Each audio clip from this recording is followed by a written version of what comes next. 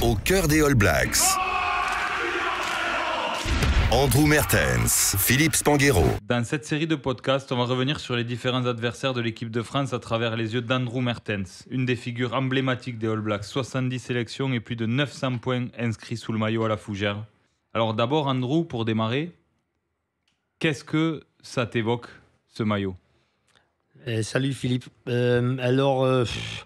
Ouais, comme tu as dit, un maillot mythique, mais il y en a dans le monde. C'est pas que les Blacks qui ont un maillot de prestige, mais dans un petit pays, c'est un maillot, c'est un symbole de notre pays depuis longtemps, peut-être le seul qui est reconnu dans le monde. Donc c'est quelque chose dont on a beaucoup de fierté.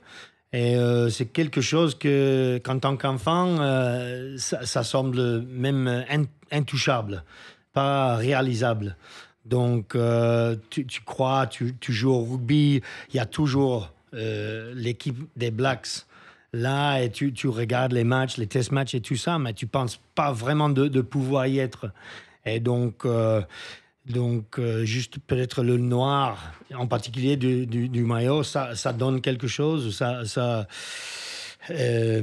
veut dire quelque chose, un peu mythique comme tu dis, mais ouais, c'est juste, c'est notre truc, c'est un symbole de notre pays, même si le rugby n'est pas peut-être le sport dominant que ça a été à l'époque, mais ça reste toujours quelque chose en qui les Nouvelle-Zélande peuvent se voir le succès, tout ça. Donc, bon, je l'ai passé à un autre après mon temps. Et lui qui l'a pris, il a fait un super niveau. Tu l'as passé à un des plus grands, à Dan Carter. Oui, voilà. Donc, normalement, si on quitte un boulot, effectivement, on voudrait manquer aux gens après. Mais je ne pense pas que ce soit le cas. Dans mon cas, c'est Carter qui a pris le maillot, qui a pris le niveau, effectivement, il a monté l'équipe néo-zélandaise et il a fait deux mondiales ou 2 médailles d'or pour mondial. Donc, mais bon, c'était quelque chose dont j'ai pris beaucoup de fierté et bon, ça a été mon temps et là, maintenant, je suis très content d'être fan. On va y revenir parce que cette histoire des Blacks en Coupe du Monde, elle est extrêmement riche, avec quelques désillusions auxquelles malheureusement tu as participé, tu en as été un des acteurs, dans des époques auxquelles les Blacks arrivaient favoris sur ces Coupes du Monde. Alors, la Coupe du Monde de rugby, c'est vieux et c'est jeune, puisque ça n'a même pas 40 ans, 87. La première chez toi, en Nouvelle-Zélande, enfin à cheval entre la Nouvelle-Zélande et l'Australie pour l'histoire. Quel est ton souvenir de cette première Coupe du Monde ? Est-ce que tu étais déjà jeune joueur de rugby ? Et qu'est-ce que tu retiens de cette première Coupe du Monde sur tes terrains ? Alors, bon, évidemment, il y avait la finale entre France et la Nouvelle-Zélande, ce qui a démarré une histoire très riche entre les deux équipes dans la Coupe du Monde. J'étais pas à les finales, mais j'avais 14 ans. Je jouais déjà parce que j'étais à la campagne de la Nouvelle-Zélande. Il n'y avait que le rugby. Donc, je jouais déjà. Et à 14 ans, on a pris l'après-midi, un mercredi après-midi en Christchurch. On a, je dirais, quitté l'école, ou on a échappé de l'école pour aller regarder au match, assister au match entre la Nouvelle-Zélande et Fidji. Et la Nouvelle-Zélande a gagné 74-13. Je me rappelle bien, il y avait 4 essais de notre ailier Craig Green de Christchurch. Donc, j'étais tellement excité. J'ai regardé aussi le quart de finale entre la Nouvelle-Zélande et l'Écosse. Et c'est une équipe incroyable, l'équipe néo-zélandaise à l'époque, basée sur l'équipe d'Auckland, qui a tout gagné pendant presque 8 ans, même 10 ans. Ils gagnaient tout. Et ils avaient un professionnalisme qui n'existait pas avec les autres équipes à cette époque-là, surtout dans le jeu domestique. Mais après, en jouant les internationaux, c'était toujours dur à gagner les Australiens. Donc, il y avait une bonne compétition. Évidemment, il n'y avait pas l'Afrique du Sud, qui était dommage, mais bon, on sait bien les raisons. Mais après, de regarder sur la télé la finale, de voir le premier essai de Michael Jones, et après de voir une équipe qui était, à mon avis, une très bonne équipe française, mais ils n'avaient pas peut-être l'occasion de rentrer dans le match. Ils n'avaient pas beaucoup de ballons. Les Néo-Zélandais, ils ont contrôlé le ballon. Chaque fois, ils ont marqué, ils ont remis de la pression de suite après le coup d'envoi. David Kirk, demi-mêlée, a joué un très bon match. Il a marqué un essai. Après, il a créé un essai pour John Kirwan.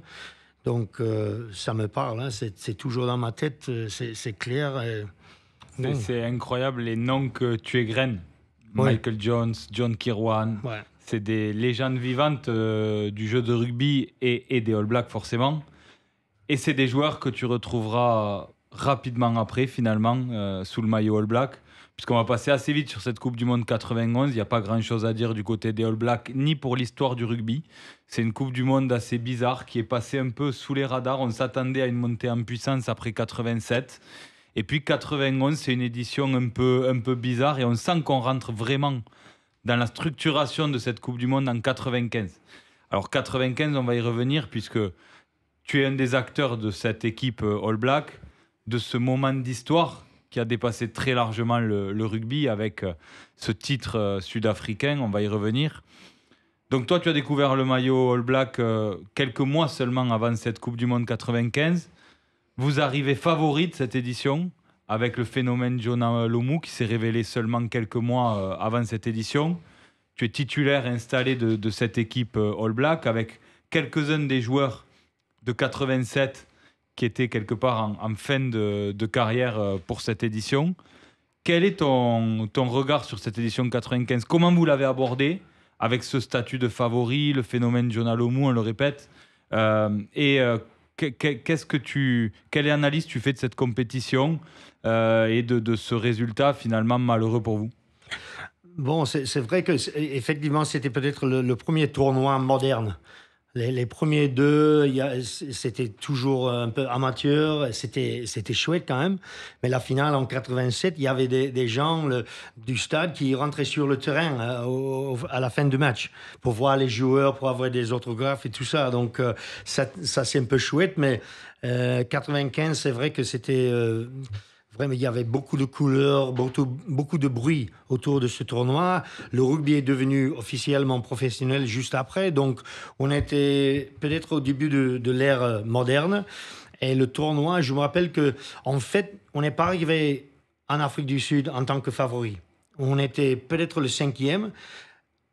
Pendant le tournoi, on est monté un peu avec Jonah qui a été énorme dans ce tournoi. Mais après, on a gagné et on devenait petit à petit peut-être les favoris. Mais au début, on pouvait faire notre boulot sans beaucoup de bruit autour. Il y avait Angleterre qui avait gagné les Blacks la dernière fois qu'ils ont joué. Afrique du Sud, pareil, peut-être l'année avant... Ils sont venus en Nouvelle-Zélande, je pense que c'était match nul et tout ça. La France a gagné la Nouvelle-Zélande 2 fois en 94. Sur les tests de 94. Voilà, donc on est arrivé effectivement 5e, mais après avoir gagné les Irlandais, les Gallois, avec Jonah, qui était hors norme. Puis on a mis plus que 100 points sur les Japonais. Et tout le monde commençait à en parler. Et on a gagné Écosse en quart de finale. On n'était pas sûr de gagner les Anglais, mais par contre, Jonah, il a marqué 4 essais. Et tout est bien passé pour nous sur ce match. La chance,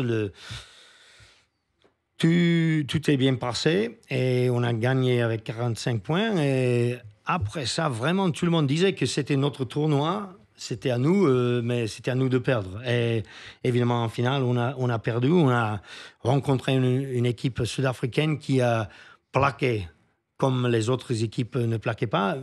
On n'a pas joué contre la France, évidemment, mais les Sud-Africains prenaient plaisir en plaquant Jonah, en envoyant pas mal de mecs envers lui, juste pour qu'il n'ait pas de temps pour attraper accélérer le ballon, tout ça.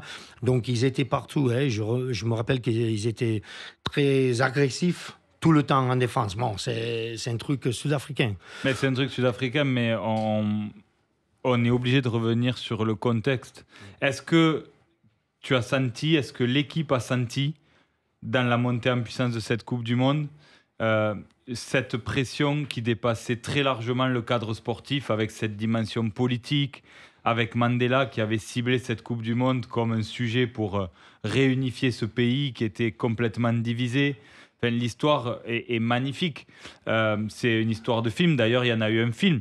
Invictus, ouais, bien sûr. Mais est-ce que vous avez ressenti cette pression du pays de façon très différente de ce qui se passait d'habitude pour un match de rugby? Oui, peut-être pas la pression, mais par contre, on a vu le changement dans l'attitude des Sud-Africains en général. Parce que depuis longtemps, les All Blacks, quand ils vont en Afrique du Sud, ils ont pu compter sur le soutien des Africains. Des Noirs d'Afrique qui soutenaient les All Blacks. Depuis longtemps, ils étaient là, ils étaient ravis quand les Blacks gagnaient les Sud-Africains, quand les Blacks gagnaient les Springboks. Mais cette fois-là, pendant le tournoi, on a ressenti peut-être que ça changeait un peu. Ça ne nous a pas mis beaucoup de pression. On savait déjà que l'équipe sud-africaine, c'est une équipe très forte physiquement. Donc, c'était un défi, bien sûr. Mais juste la semaine de la finale, et en allant à la finale, on a vraiment vu que c'était un pays unifié. Unifié. Donc, oui, le soutien n'était plus avec nous. Parce qu'il y avait 5 millions Sud-Africains blancs et 55 millions d'autres. Donc, on a vraiment ressenti qu'il y a 60 millions derrière l'équipe sud-africaine.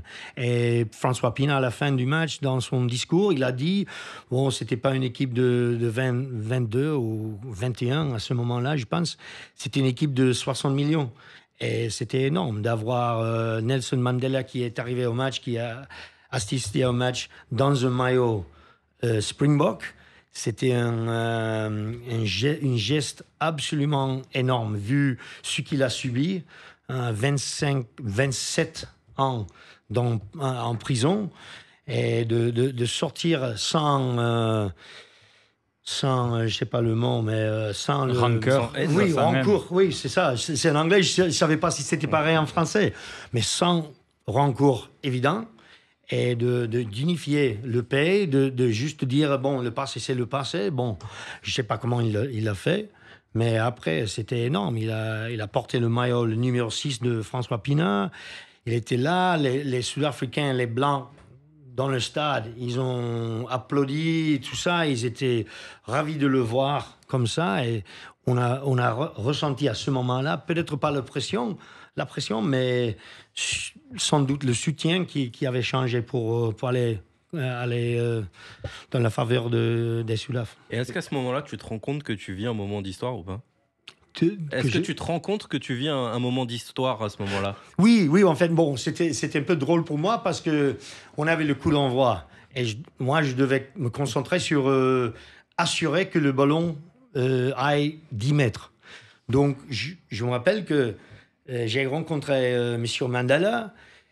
Et en disant enchanté ou quelque chose comme ça, dans ma tête, je me disais, il faut faire les 10 mètres pour le coup d'envoi. Donc c'était un peu dingue d'avoir cette pensée un peu, comment dire, basique, quoi. Mais je savais à ce moment-là, c'était quelqu'un d'histoire ou quelqu'un célèbre, c'est pas le mot, mais juste un mec qui a peut-être changé un peu le monde.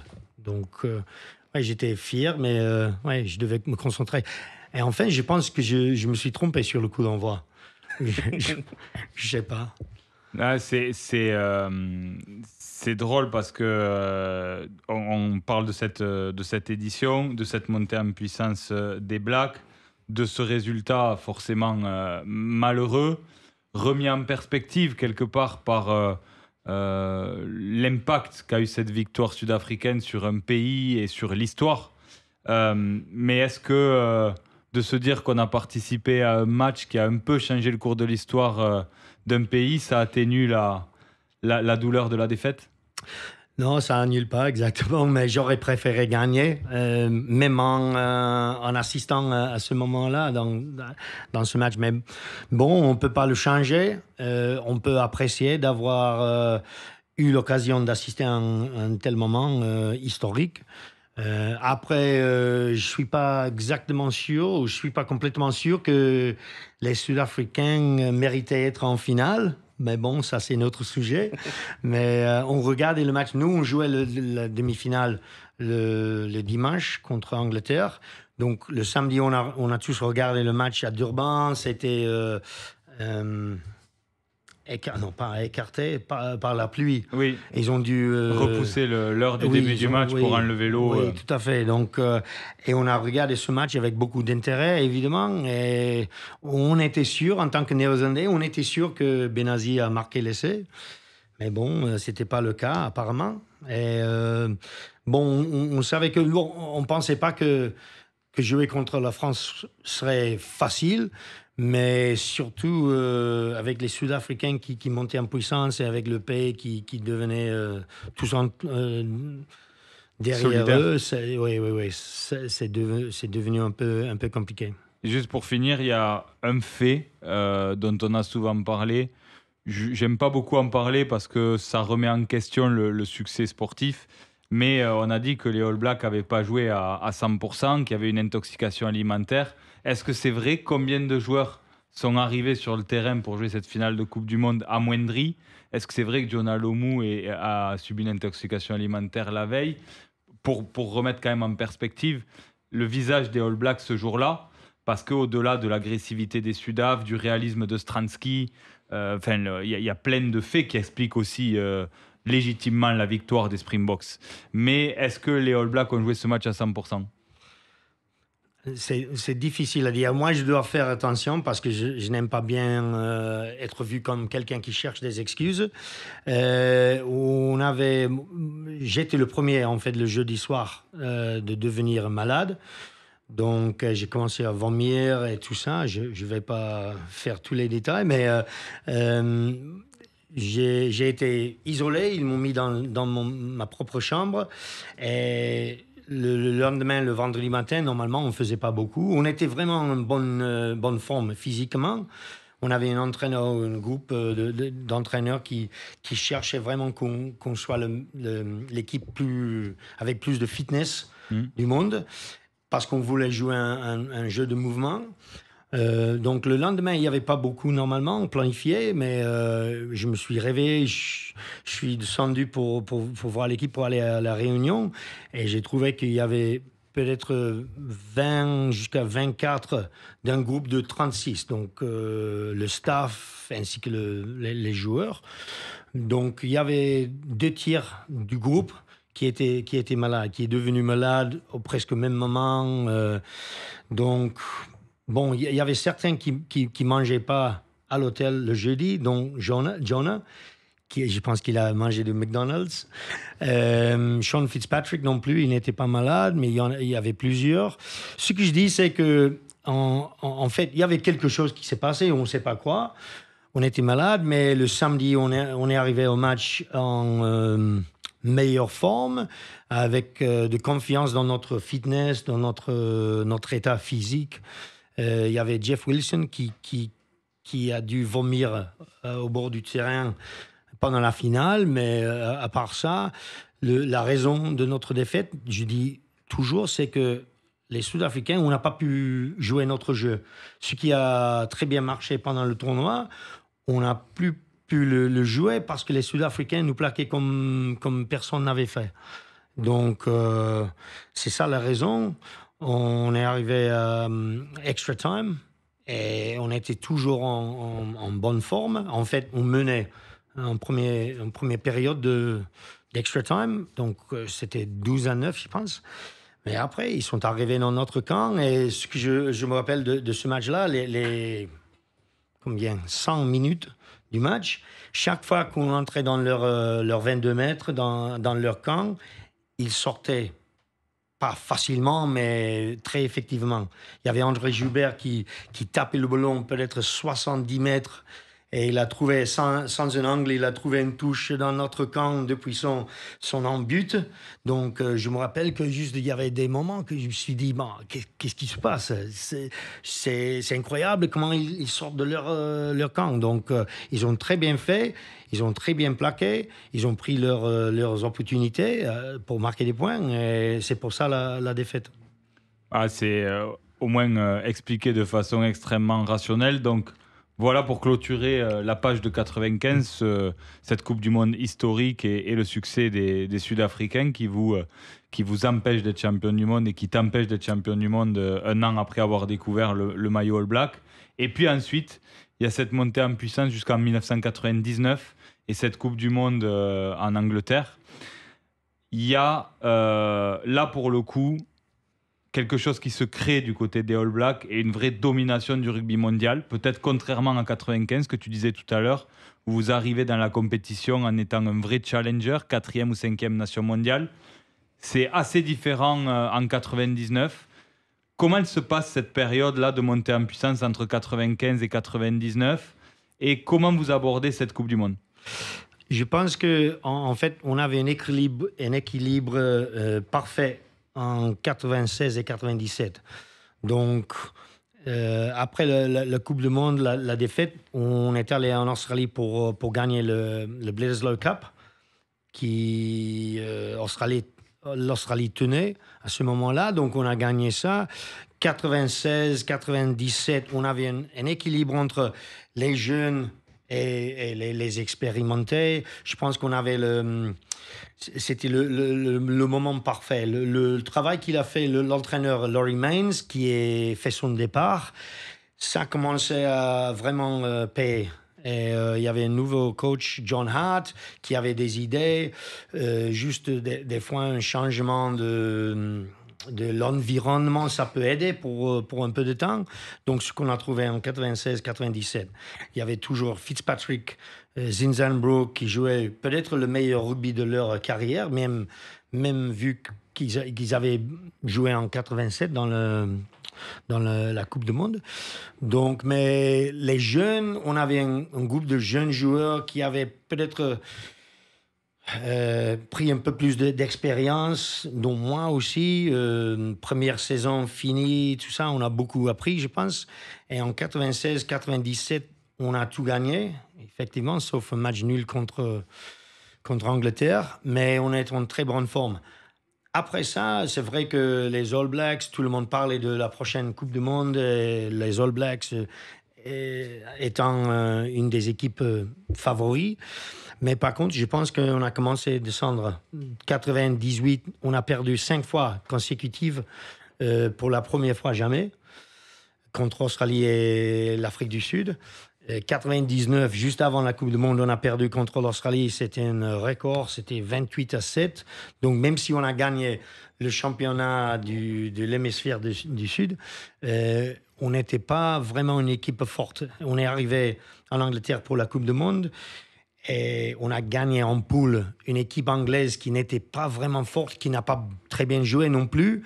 Et suite à cette victoire contre les Anglais, tout le monde disait encore que c'était le tournoi des Néo-Zélandais. Donc, on a trouvé en demi-finale, on va beaucoup en parler évidemment, et on a trouvé une équipe française qui était meilleure, je pense, que ce qu'ils disaient les journalistes. Même s'ils ont joué un mauvais premier mi-temps contre nous en demi-finale, ils avaient le potentiel avec des joueurs extraordinaires de pouvoir faire quelque chose, ce qu'on a vu dans le deuxième mi-temps. Je me rappelle que c'est facile à dire là maintenant, mais à la mi-temps, j'ai vu que Benazi sortait du terrain, mais il semblait juste d'être ravi d'avoir un défi. Il semblait motivé de ressortir des vestiaires pour nous attaquer. Et ils semblaient tous comme ça. Et après, la maison qui a joué un match, super match. Chaque fois qu'ils ont entré, on en a parlé déjà, mais ils ont marqué des points que ce soit un drop, que ce soit l'essai de Dominici pour commencer, mais après d'autres aussi, donc on a rien pu. Oui, tout réussissait aux Français à ce moment-là, mais c'est intéressant quand même ce que tu dis, c'est-à-dire que je pense que d'un point de vue des observateurs, on a un regard peut-être un peu perturbé par le mythe All Black, et on les met d'office comme les favoris de la compétition, même quand de façon raisonnable, on n'a pas une très grande équipe All Black qui se présente, puisque en reparlant, tu vois, de ces éditions de 95 et 99, j'oubliais que quelque part les Blacks étaient arrivés en outsider. Je me rappelle de la compétition, de cette montée en puissance en 95, de 99. Et quand même, à chaque fois, il y a des montées en puissance pendant la compétition. Les Blacks, au moment des Coupes du Monde, répondent toujours présents. Donc, est-ce que ça, c'est un fait? Est-ce qu'on peut dire raisonnablement que les Blacks répondent toujours présents pendant les Coupes du Monde? Je pense. Par contre, à cette Coupe du Monde, je pense qu'on était à notre plus faible de toutes les Coupes du Monde parce que, en plus, on avait perdu en 97, deux ans avant, on avait perdu Sean Fitzpatrick, Zinzenbrook, Frank Pance, beaucoup de joueurs expérimentés qui étaient au cœur de l'équipe pendant 8 ou 10 ans. Donc, je ne dis pas que les joueurs qui sont arrivés n'étaient pas à un niveau, mais on manquait un peu de leadership. C'est intéressant ce que tu dis, et je pense qu'on y reviendra pour parler de ce qui se passe aujourd'hui autour de cette équipe All Black. Et ce passage de témoin sur le leadership, j'ai l'impression que les All Blacks n'ont pas réussi à remplacer vraiment, mais c'est tellement difficile, des Richie McCaw, des Kerrian Reid, mais on y reviendra tout à l'heure. Donc là, on est sur 99, on a parlé bien sûr de ce match de légende contre les Bleus qui vous font chuter en demi-finale. Et puis ensuite, il y a 2003, pas un grand cru non plus du côté des All Blacks. Et là, ça commence à faire beaucoup. C'est-à-dire que les All Blacks ne réussissent pas à être champions du monde en 91, en 95, en 99, en 2003. C'est ta fin de vie sous le maillot black en 2003. Quel est ton souvenir de cette Coupe du Monde? Et est-ce que là, les All Blacks font un faux pas, ou est-ce que selon toi, là aussi, on n'a pas une très grande équipe néo-zélandaise? Non, je pense pas que. Je pense aussi que. Bon, je pense que les autres pays ont monté en connaissance ou en savoir-faire niveau rugby. On s'est pris toujours les Néo-Zélandais comme des joueurs innovants. Oui. Et je pense qu'on a perdu notre petit avantage dans ce secteur-là. Je pense que les entraîneurs d'autres pays, ils ont beaucoup apporté à leur équipe pour analyser tout ça. Donc, on a vu le début peut-être d'une très bonne analyse dans le sport. Donc, je pense qu'on a perdu un peu notre avantage à ce temps-là, que ce soit entre 99 et 2003. Et je ne pense pas que notre équipe d'entraîneurs en 2003 a été top. Peut-être pas au niveau des autres entraîneurs. Donc, Australie, il y avait Eddie Jones, je pense, en 2003. Déjà. Il faudrait vérifier. Avant, il y avait Rod McQueen aussi, qui est légende du sport en Australie. Mais ils avaient des entraîneurs, les autres pays, ils avaient des entraîneurs vraiment... studieux. Non, intelligent. Eddie Jones, il y était entre 2001 et 2005, donc il était déjà là. Ouais. Donc il a amené l'équipe australienne à la finale en 2003. Et nous, je pense pas que... Ouais, c'était pas une équipe forte, mais par contre, l'autre truc, c'est que ça semblait arrogant. La marque néo-zélandaise en rugby, c'est une marque qui est cherchée par les autres équipes. Si tu demandes peut-être toutes les équipes du monde, tu veux gagner qui? Normalement, c'est les Blacks. C'est pour avoir comme un prix, une trophée. Donc, pour les Blacks, je ne dis pas que c'est plus dur, mais tout le temps, c'est de rencontrer une équipe qui monte, qui veut jouer, qui cherche jouer son meilleur match de rugby. Et donc, pour nous, il faut vraiment répondre présent, quart de finale, demi-finale et finale, et contre une équipe qui joue sa finale chaque fois. Donc, je pense que ça peut expliquer un peu parce qu'on n'a jamais été complètement dominant, sauf peut-être quelques-uns de l'histoire et l'équipe de 2011-2015, mais même ça, ils ont perdu les matchs. Donc, il faut que perdre un seul match dans la coupe était au revoir. Donc 2003, les Australiens, ce résultat est pas surprenant. Les All Blacks n'avaient pas une équipe pour être champion du monde lors de cette édition en Australie. Ils avaient beaucoup de talent, ils avaient beaucoup de puissance en attaque, mais sans le ballon, on était un peu peut-être pas faible, mais les autres équipes, ils ont su qu'il faut garder le ballon, il faut contrôler le ballon, il faut nier les Blacks du ballon. Donc, les Australiens, ils ont mis une très bonne stratégie en place pour la demi-finale et ils en ont profité. Donc, on peut dire que oui, c'était un résultat peut-être logique vu l'intelligence des Australiens. Malgré, je n'aime pas bien la mettre, mais ils ont toujours été, dans cette période-là, ils ont toujours été une équipe très intelligente qui savaient bien, parce qu'ils n'avaient pas peut-être la force ou la puissance ou le poids des autres équipes. Donc, ils ont dû être très sages, ils ont dû être très propres. Au niveau du ruck, ils ont dû être vraiment bien techniquement, donc pour garder le ballon. Donc, ils ont été. On y reviendra tout à l'heure, mais je pense que c'est une des forces de l'Australie, contrairement aux Blacks, comme tu le disais, c'est que tout le monde attend le match contre les Blacks. Et en arrivant aux Coupes du Monde, les Australiens arrivent quasiment jamais comme un prétendant au titre.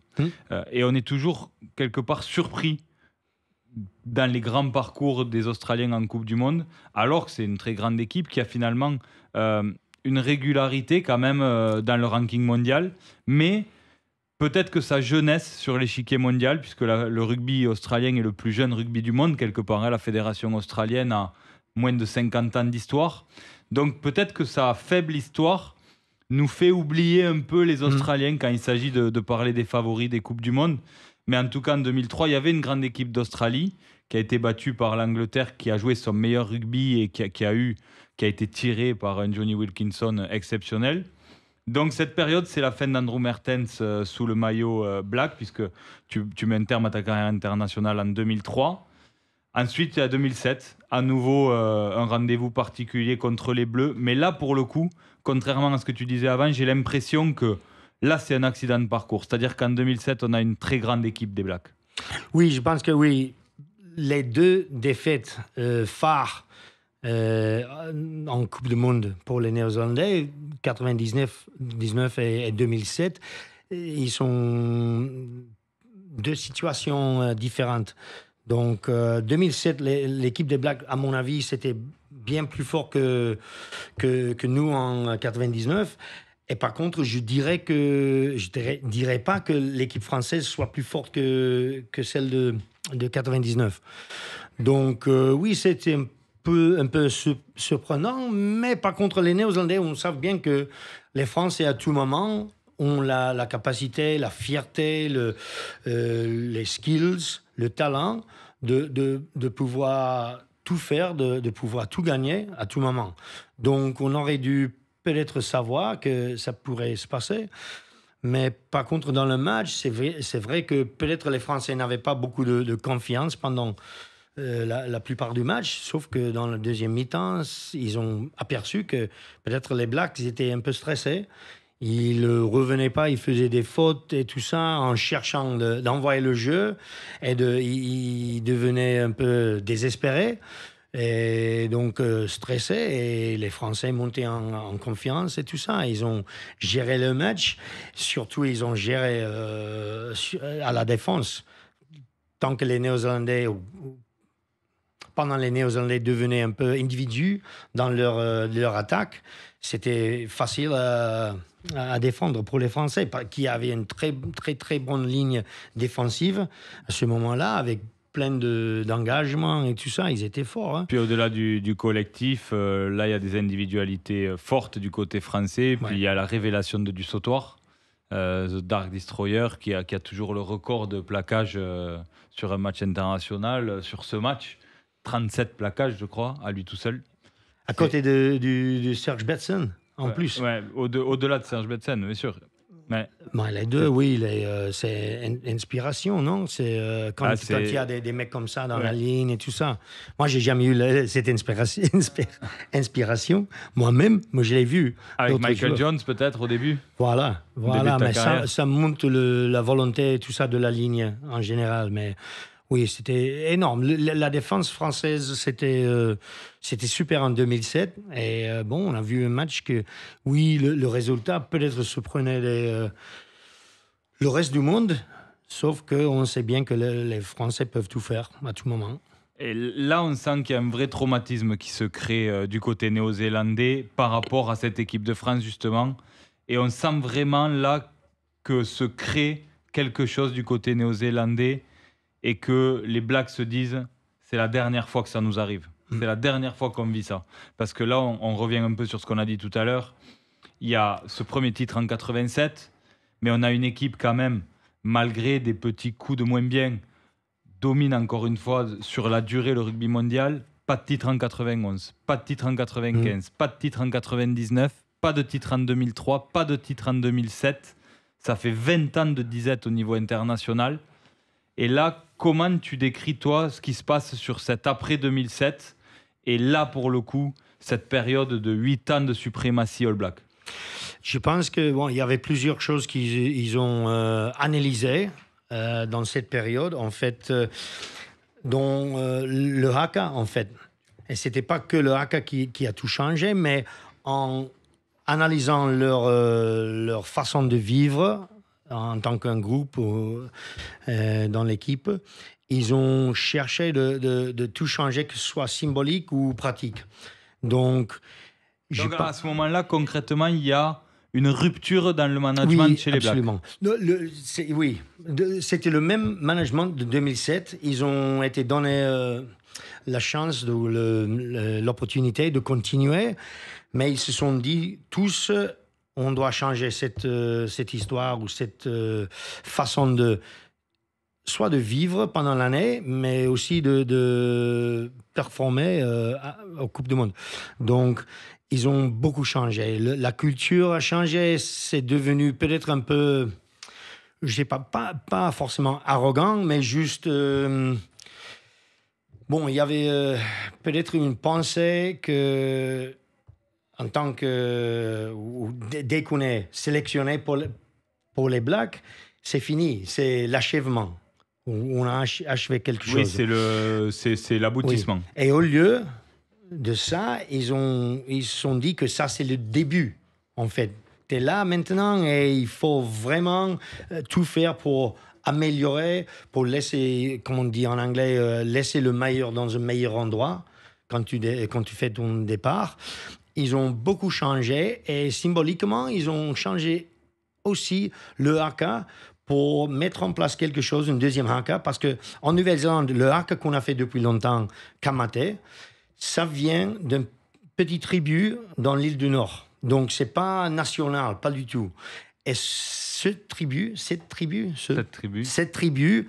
à l'époque, avait fait la guerre contre toutes les autres tribus. Donc, leur haka, pour aller à la guerre, Kamate. Donc, il y avait des Maoris en Nouvelle-Zélande qui se disaient, pourquoi ça c'est un haka national? Parce que ça vient de cette tribu qui a cherché à nous tuer à l'époque, nos ancêtres, tout ça. Donc, on veut pas ça. Donc, ce haka, il ne fédérait pas tout le pays. Voilà, donc c'était le haka qu'ils ont fait, les Blacks, en 1905, la première tournée en Angleterre, mais c'est juste par hasard.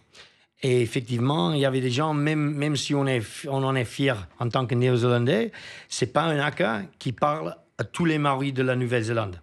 Donc les All Blacks se sont dit, on doit garder cet haka parce que ça fait partie de notre histoire, de notre corps. Mais il va falloir un autre haka qui parle de notre histoire All Black. Donc c'est ce qu'ils ont créé depuis 2007. Et ils choisissent pour chaque match, est-ce qu'ils vont faire le haka de l'époque ou est-ce qu'ils vont faire le nouveau. Et le haka parle de, comme je dis, parle de l'histoire des Blacks, parle de notre fierté, du maillot et tout ça. Ça, c'est l'après 2007. Après 2007. C'est des sujets les plus symboliques de des bascule psychologique, ouais. de mindset de cette équipe après la défaite de 2007. Ouais. Et après, ils ont mis confiance aux entraîneurs qui sont allés à 2007, qui ont perdu en quart de finale, mais par contre, c'était le meilleur groupe d'entraîneurs. Il y avait Wayne Smith avec Graham Henry, Steve Hansen, donc les trois, mentalement ou niveau intelligence rugby, c'était le top. Et ils ont vraiment voulu créer quelque chose de différent. Donc, de moderniser peut-être les Blacks.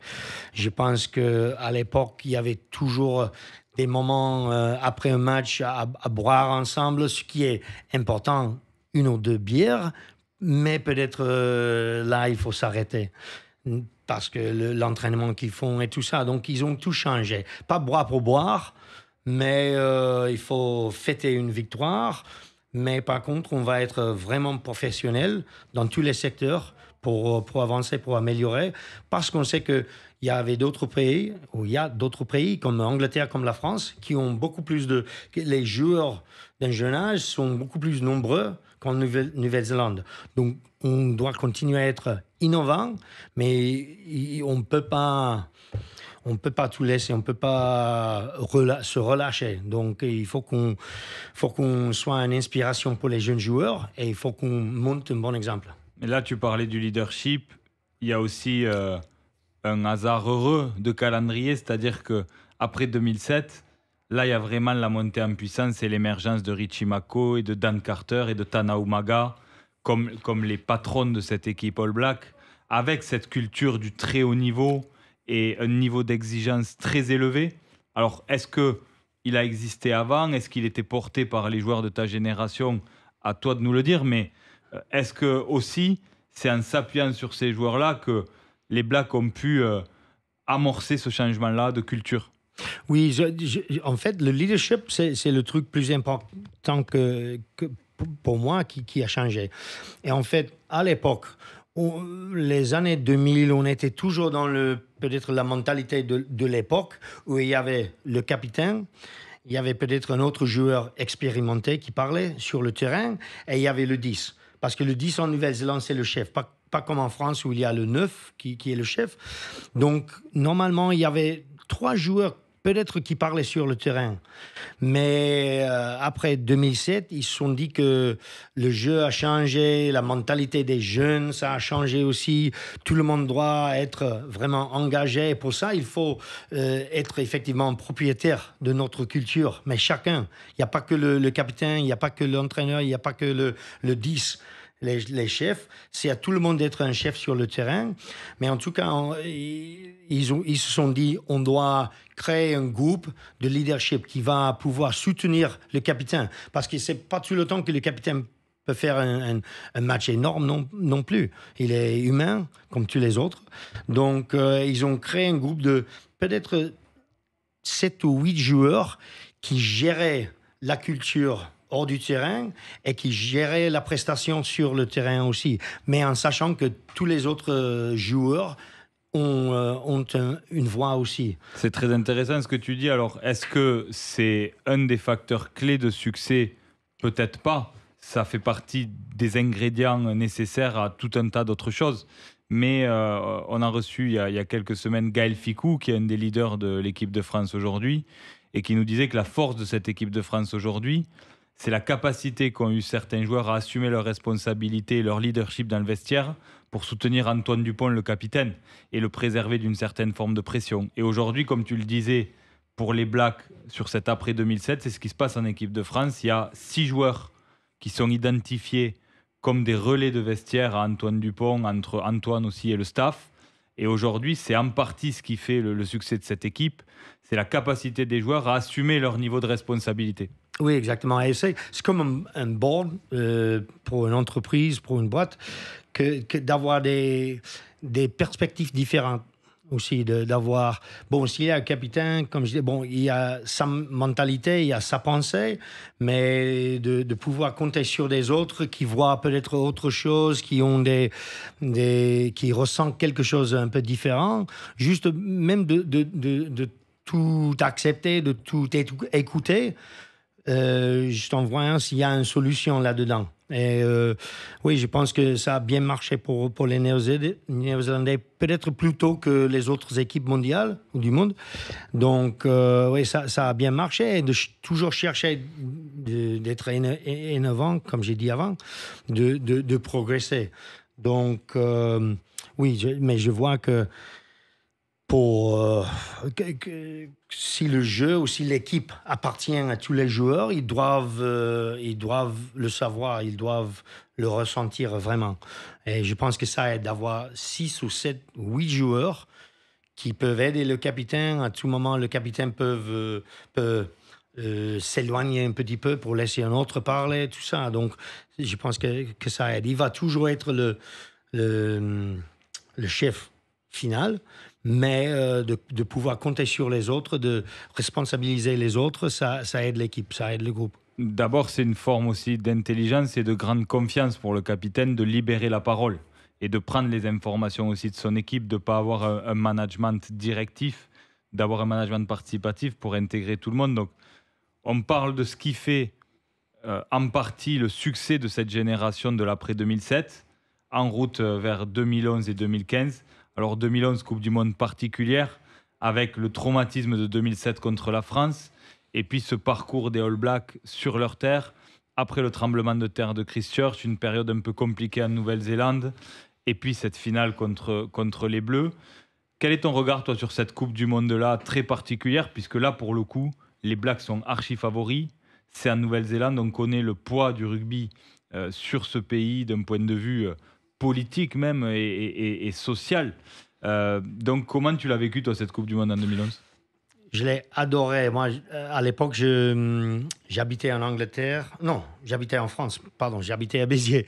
Mais je suis allé pendant 2 mois pour couvrir, pour travailler avec des émetteurs et tout ça au tournoi. Et c'était énorme. J'étais ravi de voir le tournoi. Je suis fier de Christchurch d'avoir dit très tôt, on ne peut pas accueillir des gens. On ne peut pas avoir des gens qui viennent d'outre-mer ou de l'étranger en ayant peur qu'il y ait un autre tremblement de terre. On ne peut pas avoir des gens qui ne prennent pas vraiment plaisir d'être dans notre ville. Donc, ils ont dit il faut réorganiser les matchs. Et aller jouer ailleurs. Et bon, c'était dommage pour Christchurch, mais c'était la faute à personne. Mais bon, Nouvelle-Zélande était vraiment motivée d'accueillir des gens. C'était une bonne occasion pour nous effectivement d'avoir des revenus, d'avoir autant de touristes à un seul moment pour aller au resto et tout ça. Donc, on était vraiment contents d'accueillir le monde. Et pendant le tournoi, on a vu encore les Français en poule. Ils n'étaient pas super. Il y avait Angleterre qui n'était pas top en tant que niveau personnel, peut-être. Ils ont fait n'importe quoi hors du terrain. Donc, il y avait Australie qui était pas mal. Mais l'équipe néo-zélandaise, suite à 4 ans un peu de douleur, mais un peu de changement et un peu de constance, on avait beaucoup d'espoir pour l'équipe. Mais après la finale, je pense que la défaite de 2007 était dans la tête des All Blacks. De plus en plus, pendant le match, ils devenaient encore plus, fébrile. Il y avait de peur, la peur. De la peur. Je connais pas le mot très bien, hein, c'est évident. Non, donc oui, les Néo-Zélandais à la fin, c'était le soulagement. C'était même pas l'effusion de joie. C'était juste. Oui, c'était même pas une fête. C'était juste. Je l'ai vécu. J'étais là-bas et j'ai compris le poids du rugby dans ce pays, la semaine avant la finale. L'atmosphère était lourde. On sentait... Il n'y avait pas le côté festif de préparation d'un événement comme ça. Il y avait de la crainte, que ce soit contre la France. On sentait que c'était dans les têtes des Néo-Zélandais. Et là, malgré tout, quelque part, nous, en tant que Français, on se refait régulièrement le film de cette finale, la décision de Craig Joubert. C'est un match qu'on aurait peut-être pu gagner, mais à la vue de la compétition, soyons honnêtes, qu'on ne méritait pas de gagner. On fait une phase de poule assez catastrophique. On perd contre les Tonga en poule. On perd largement contre les Blacks déjà en poule. Donc là, cette équipe Black, elle mérite son titre. Et puis, il y a cette montée en puissance avec quasiment le même groupe qui réussit le doublé en 2015. Là aussi, je pense qu'on peut dire qu'entre 2011 et 2015, les All Blacks entament cette édition comme favoris, clairement. Oui, c'est ça. Oui, ils ont dominé. Par contre, ils ont perdu contre Angleterre 2013, je pense. Donc, c'était pas 100% tout le temps, mais ils avaient une constance qui était très visible, très, très évident. Et entre les joueurs, il y avait beaucoup de compétition pour les places. Mais on avait à cette époque-là, on avait des joueurs hors normes. Peut-être dans tous les postes. On avait Carter, évidemment, mais Conrad Smith, Ma'a Nonu au centre. Après, Sonny Bill Williams pour arriver de la banque. De la banque, non, du banc. Oui, pour arriver du banc. En tant que remplaçant, c'est un remplaçant pas mal. De luxe. Et après Ben Smith, mais tous les joueurs, Julian Savea en bonne forme. Ils ont très bien joué contre la France en quart de finale. En Cardiff finale. C'était un match, ils avaient peur, mais ils ont attaqué pas comme en 2011, sans peur. Ils étaient conscients des Français et ils ont très bien préparé ce match. Après ça, il y avait Afrique du Sud en demi-finale et ils ont été très propres, très, très corrects dans leur jeu. Et Dan Carter qui a marqué un drop, un bon moment et tout ça. Donc, ils ont géré. Il n'y avait pas un écart, mais ils ont contrôlé le match, effectivement. Et après, en finale, ils étaient super. Donc, je pense que c'était notre équipe, peut-être depuis les années 60, la meilleure équipe néo-zélandaise, niveau constance, niveau haute qualité de tous les joueurs. Et après ce titre de 2015, on sent déjà une petite fin de cycle s'amorcer avec les joueurs qui tenaient le leadership un peu plus vieillissants. Ça se confirme sur cette édition de 2019 au Japon. On va y passer rapidement puisqu'il y a cette défaite contre les Anglais qui font un match énorme contre les Blacks. Mais on ressent quand même que les All Blacks sont un peu moins souverains. Parce que juste avant cette Coupe du Monde, il y a les Sudaf qui ont commencé quand même à reprendre le dessus l'année d'avant sur les Blacks, qui vont gagner en Nouvelle-Zélande pendant le Four Nations, ce qui n'était pas arrivé depuis longtemps. Et là, ça continue après cette édition de 2019. Et on se retrouve à quelques mois, quelques semaines même du début de cette Coupe du Monde. Et on a beaucoup de mal à jauger cette équipe All Black. Il y a beaucoup de signaux divergents. D'abord, peut-être pour la première fois de l'histoire, assez tôt avant la Coupe du Monde, le futur sélectionneur est nommé. Ça interpelle pour les observateurs de l'extérieur parce qu'on se demande si vraiment la confiance est toujours maintenue au sélectionneur qui va aborder cette Coupe du Monde.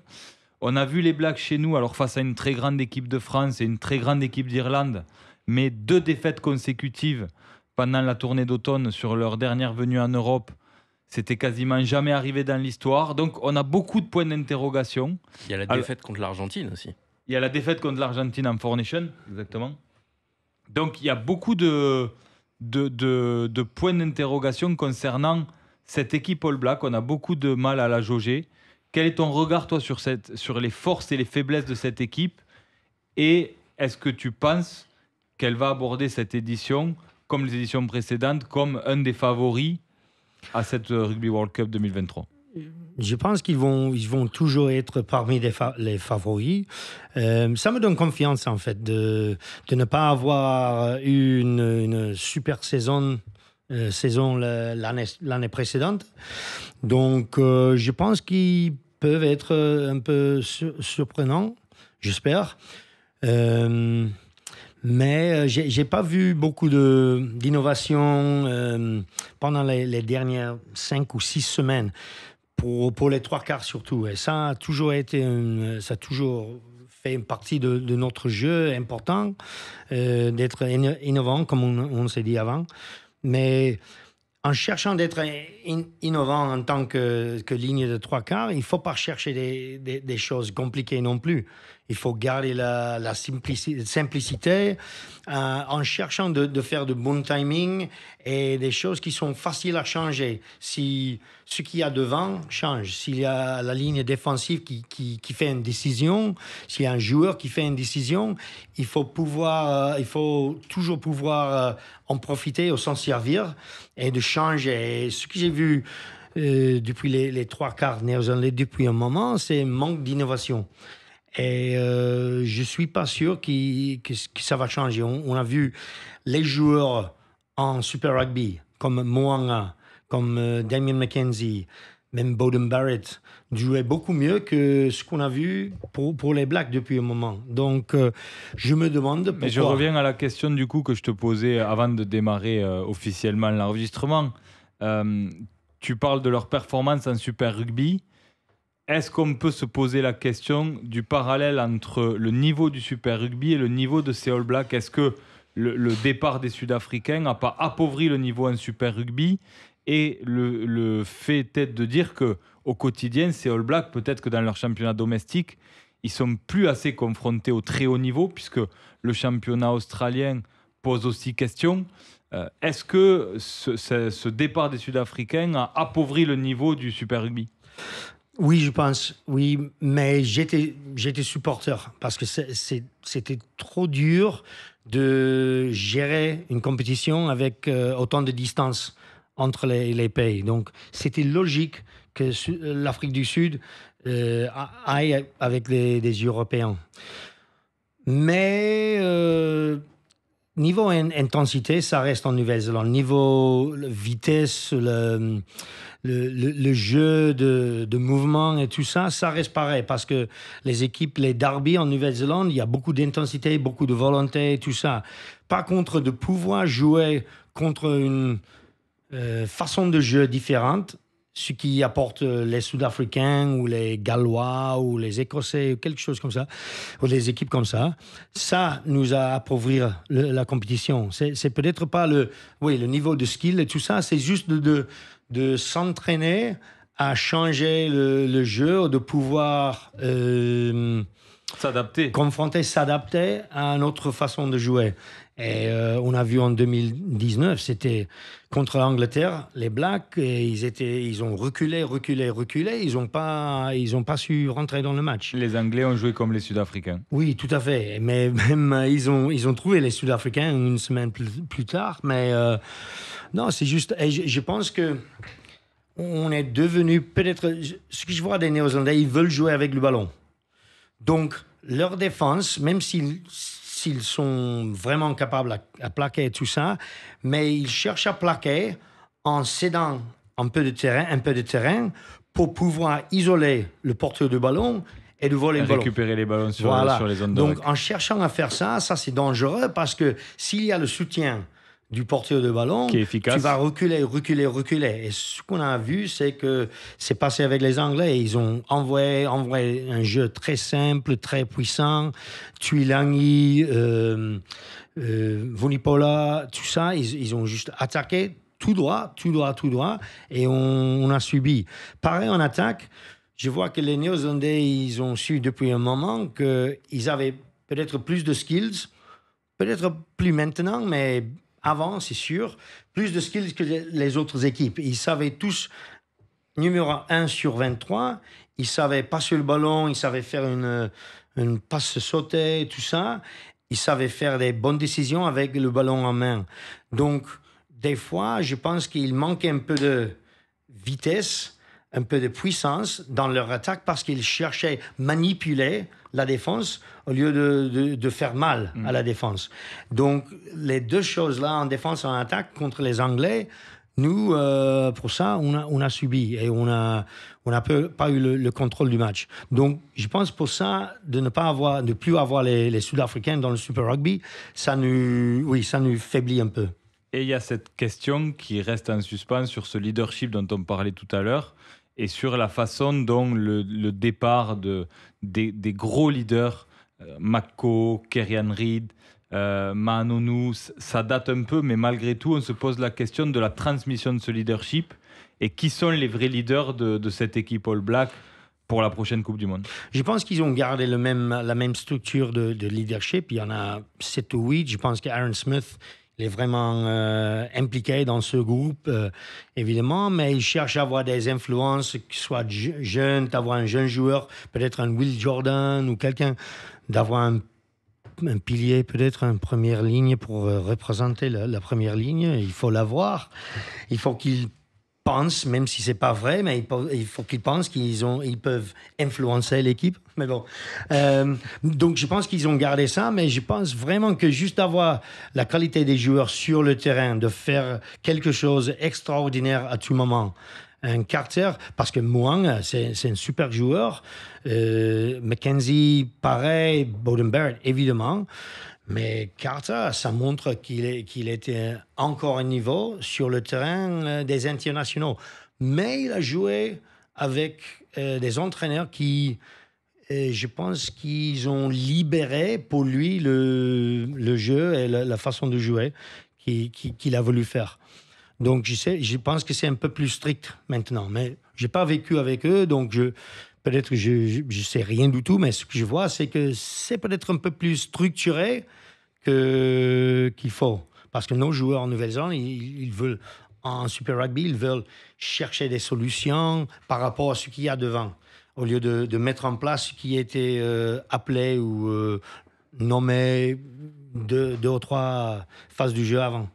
Oui, sur un rugby beaucoup plus stéréotypé, dans lequel ne veut pas rentrer cette équipe néo-zélandaise, mais qui est quand même aussi nécessaire en fonction de l'adversaire, et particulièrement contre les équipes de l'hémisphère nord, qui ont une culture un peu différente. Sauf peut-être cette équipe française qui, on a l'impression, arrive de façon assez exceptionnelle, contrairement aux Irlandais, à s'adapter à plusieurs types de jeux. Ils savent jouer les Blacks, ils savent jouer les Sudaf. Oui. Voilà, pour schématiser. Mais on va essayer de ne pas être trop chauvin et on y reviendra. Mais pour terminer sur ce qui nous attend avec ces All Blacks dans quelques semaines, il y a ce match d'ouverture, le 8 septembre, dont on parle tant, parce que c'est l'affiche rêvée, parce qu'il y a ce mythe All Black, même s'ils sont un peu moins bien, et que jouer les Blacks d'entrée, c'est un baromètre très fort du niveau de performance de l'équipe. Alors, on se pose la question en France de ce choix et de la difficulté quelque part pour les Bleus de démarrer cette édition en France contre les All Blacks. Mais du point de vue All Black, comment c'est perçu? J'imagine que ça doit aussi mettre une forme de pression à cette équipe de démarrer par les Bleus. Oui, dans le contexte du tournoi et de vraiment mettre en place un niveau, une qualité, c'est important pour les Blacks. Mais je pense que c'est l'équipe française qui est sous pression pour ce match parce qu'ils ont été premiers ou deuxième dans le classement du monde depuis longtemps. Ils ont eu des très bons résultats partout, que ce soit en 6 nations, que ce soit contre les Blacks. Donc, je pense vraiment à domicile, la pression reste vraiment ou tombe vraiment sur les Français. Et je pense que les Blacks vont voir l'opportunité de faire quelque chose. Ils n'ont rien à perdre, effectivement. Donc, je pense qu'ils ont hâte d'y arriver, de voir leur niveau. Mais c'est une bonne chose pour les Néo-Zélandais ainsi que les Français d'avoir joué ce match déjà. Et après on va tous savoir la route pour la finale. Et il y aura encore 4 semaines. 3 matchs, mais 4 semaines pour se préparer pour les quarts de finale et tout ça. Donc, juste faire ça, pour nous, les supporters, c'est un match absolument énorme, magnifique pour l'ouverture. Et je pense que pour une des premières fois ou une des seules fois en histoire, les Blacks n'ont rien à perdre. Parce qu'ils parlent toujours de ne pas vouloir perdre, de penser à notre histoire, tout ça. Mais je pense que cette fois-là, il y a eu beaucoup plus de bruit sur les Français que les Néo-Zélandais. Donc, moi, j'attends une équipe néo-zélandaise qui va tout envoyer sans avoir peur. Ouais. Tu as parlé des lacunes, notamment des Blacks. Tu as parlé d'un manque de dureté, peut-être d'un manque de créativité au niveau de l'arrière, mais tu ne nous as pas parlé des forces de cette équipe, parce qu'elle reste quand même actuellement la troisième équipe au classement World Rugby. C'est évidemment un des favoris dans les yeux de tous les spectateurs. C'est quoi les forces justement de cette équipe? De quoi faut se méfier du côté des Néo-Zélandais? Je pense que depuis peut-être 15 ans, ça a toujours été les skills, le jeu en main, la continuité. Donc, je pense que si les Blacks peuvent contrôler le tempo, le timing de la sortie du ballon dans le rack, ils aiment bien contrôler le match comme ça. Ils aiment bien faire pas mal de phases de jeu, juste la continuité. Et s'ils ont le ballon, et s'ils ont 6 ou 7 temps de jeu, je pense qu'il y aura un essai où il y aura des points. Donc, pour ça, évidemment, il faut... Excusez-moi. Il faut tenir le ballon, il faut nier l'occasion des Néo-Zélandais d'enchaîner plein de temps de jeu, mais aussi il faut mettre de la pression sur le ruck. C'est pas un secret, c'est ce qu'ils savent bien, les Néo-Zélandais, que eux qui ont gagné, comme l'Argentine, l'année dernière, la première fois en Nouvelle-Zélande, ils ont mis de la pression sur le breakdown, sur le rack. Et c'est ça qu'il faut faire attention, parce que avec le ballon en main, les Blacks, avec le soutien, les lignes, les courses qui cherchent, et le timing de la passe, que ce soit le pilier, que ce soit l'ailier, bon, ils sont tous compétents de faire ça. Donc, la continuité. Mais c'est ce qu'il y a une force des Français aussi. Mais ça fait partie des clés pour battre l'équipe de France, cette continuité, cette capacité à garder la main sur le ballon? Oui, il faut avoir vite le ballon. Il faut nier l'opportunité des Français de régénérer, reconstituer leur ligne défensive.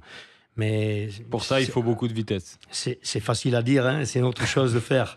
Mais surtout avec la constance qu'ils ont, les Français actuellement. Je pense qu'ils ont trouvé un très bon équilibre entre le jeu de structure et le jeu... c'est quoi l'autre jeu? Juste déstructuré dans le désordre. Oui, le désordre, exactement. Oui, et normalement, c'était la force des Français depuis des époques. Le désordre. Là, maintenant, ils peuvent faire les deux. Ils peuvent construire le jeu avec quelques temps de jeu, en sachant qu'à tout moment, s'il y a l'occasion, il y a des joueurs de talent qui peuvent en profiter. Ce que j'aimerais bien voir des Français, c'est d'avoir Romain Ntamak, qui prend un peu plus en main, parce qu'il y a Dupont qui est le chef, oui. Ça on le voit, mais j'aimerais bien voir, je sais pas il en a les capacités, le caractère, mais c'est vrai qu'on l'a senti sur la retenue dans l'animation du jeu. Il est très propre, mais il a peut-être pas assez pris sa place en termes d'initiative. Alors qu'on a vu sur la dernière finale du top 14 qu'il a la capacité, comme Dupont, à débloquer à lui tout seul des décisions et renverser des matchs. Oui, la relance contre les Blacks aussi. Je ne veux pas qu'il fasse une dispute avec Dupont pour ne pas être d'accord sur le terrain, mais à mon avis, il faut qu'il prenne... Des fois, il faut qu'il soulage un peu la pression sous Dupont, parce qu'il va être un mec vraiment cherché dans ce tournoi. Et j'aimerais bien voir un peu plus... Bon, en tant que Néo-Zélandais, on cherche ça. On cherche mettre le ballon dans les mains du chef, qui est le 10 pour nous. Oui. Mais bon. Le 10, justement, c'est un rôle que tu as porté, soutenu pendant 9 ans quasiment avec les All Blacks. Justement, c'est quoi là, ta vision du numéro 10 de la Nouvelle-Zélande? Ils sont tous talentueux, mais lequel, pour toi, est le favori? Lequel doit être le titulaire pour cette Coupe du Monde? C'est difficile à dire parce qu'ils ont tous des forces un peu différentes. Je pense qu'on va voir Beauden Barrett là, en tant que joueur expérimenté, peut-être joueur du banc qui peut se mettre en 15, qui peut se mettre en 10 aussi. Mais je pense que le meilleur 15 en Nouvelle-Zélande actuellement, c'est Will Jordan. Donc, à mon avis, il va avoir le maillot 15. Et pour le 10, je ne sais pas si Damien McKenzie a fait assez en Super Rugby. C'est vrai qu'il est talentueux, il cherche de l'espace et tout ça. Il y a plus d'espace en Super Rugby que dans un international. Donc, ça reste à voir s'il va avoir le même espace dans un test match. Donc, pour moi, actuellement, c'est toujours Mo'unga qui est le numéro 1, parce qu'il a un très bon équilibre. Son jeu au pied, c'est très propre. La distribution, les passes, il est vraiment encore, il est propre, il fait des bonnes décisions. Et en plus, il a ses pieds, il a lui-même, et il est capable de gérer la circulation, effectivement, de trouver des trous pour lui. Donc, pour moi, il est le plus équilibré des trois. Et après, il y a eu des petits doutes, des petits questionnements autour du capitanat de Sam Cane. Là, il a été maintenu en tant que capitaine, mais c'est quoi? Tu penses qu'il n'avait pas assez pris ce rôle de leader pour qu'il y ait des questions autour de son capitanat ou... C'est dur parce que tout d'abord, tu dois être titulaire, sans doute. Ouais. Et c'est peut-être pas clair actuellement si ça va être Sam Cane. Ça dépend de ce qu'ils vont faire avec Ardie Savea, s'ils le voient comme un 8 ou s'ils le voient comme un 7. Donc, qui sait, c'est juste pour l'instant, c'est juste pour les matchs à venir les prochaines semaines, pas forcément pour le tournoi. Donc, on verra. Mais c'est vrai que oui, c'est compliqué pour le troisième ligne. Pour moi, ça me dit peut-être qu'il ne voit pas Sam Whitelock comme titulaire, peut-être, même s'il a été énorme. Je ne sais pas s'il a l'énergie pour jouer 80 minutes ou pour jouer la plupart du match ou pour commencer le match. Donc, parce que j'aurais pensé, lui, normalement, ce serait lui le capitaine super parfait pour les Blacks. Donc peut-être il ne le voit pas comme titulaire. Donc je ne sais pas. C'est pas quelque chose pour Retallick. Il y a même Aaron Smith qui pourrait l'être pour le Coupe du Monde, mais je ne sais pas. Je ne pense pas qu'il soit sûr. Et normalement, dans une année de Coupe du Monde, on a déjà des certitudes. Oui, par rapport normalement, à ça. les Néo-Zélandais, ils savent. Peut-être qu'il sait dans sa tête Ian Foster et il cherche se prendre les autres, les Néo-Zélandais également. Ouais. Et si tu as un joueur sur lequel il faut être particulièrement attentif dans cette équipe de Nouvelle-Zélande pour la Coupe du Monde, ce serait lequel? Je pense Will Jordan. C'est un mec incroyable. C'est un joueur que j'avais vu il y a 8 ans quand il jouait à l'école. Et c'était à mon ancienne école et il a joué le match de l'année contre l'autre école qu'on n'aime pas bien. Et ils ont mis 80 points. Et c'était lui à 15. Il y avait un autre joueur, super joueur en 10. Et ils jouaient tous les deux ensemble. Mais lui, il semblait d'avoir beaucoup de temps, comme Carter. Il semble comme les autres joueurs se ralentissent pour qu'ils puissent jouer. Donc, Jordan, il cherchait toujours, même quand il jouait en Under 20, le tournoi, il cherchait mettre en espace les autres joueurs. Il portait le ballon en deux mains, il a la vitesse évidemment, mais il cherchait à créer des occasions pour les autres tout d'abord. Et s'il y a l'occasion pour lui, il le prend. Et il est énorme. J'adore le regarder et je pense que on espère que c'est son année. Alors Andrew, pour terminer, pourcentage de chance de la Nouvelle-Zélande de se retrouver en finale de Coupe du Monde selon toi? Je ne sais pas analyser avec des pourcentages. Je pense que un petit peu plus que 50-50, donc je dirais peut-être 60%. Bon, c'est peut-être un gros nombre, je ne sais pas, mais je dirais pas quand même que 60% pour gagner les Français, 60% pour gagner les Français en match d'ouverture. Mais sachant qu'après ça, victoire ou défaite, ils vont s'envoyer, ils vont se préparer pour le quart de finale. Quart de finale, évidemment, ça va être difficile, mais après, Je pense qu'ils vont trouver le dynamique pour arriver à une finale. Mais même s'ils ont perdu contre les Français, j'aimerais bien voir la symétrie d'avoir France-Nouvelle-Zélande, les deux matchs, l'ouverture et à la fin. Mais bon, je ne sais pas si 60% semble arrogant ou quoi. Non, ça l'est pas. Je pense qu'ils vont beaucoup apprendre du match d'ouverture, qu'ils gagnent ou qu'ils perdent. Donc, et après ça va nous faire du bien d'avoir joué les Français en premier match. Merci Andrew. Au cœur des All Blacks.